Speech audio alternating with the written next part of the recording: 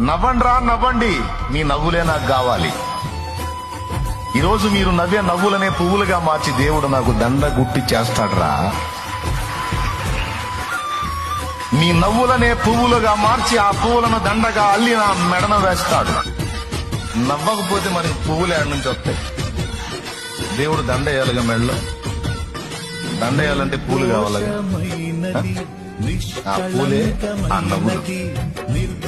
ఎగతాళిగా అపహాస్యం చేసి, హేళన చేసి, తృణీకరించి, నిన్ను నిందించి నలుగురు నవ్వే నవ్వులే దేవుడు ఈ మెడలో వేసే పువ్వులు.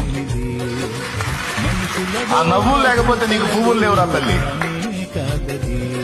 ఆ నవ్వులు లేకపోతే నీకు పువ్వులు లేవు నాయనా. ఇది నీకు అర్థమైంది దేవుణ్ణి తెలుసుకుంటే.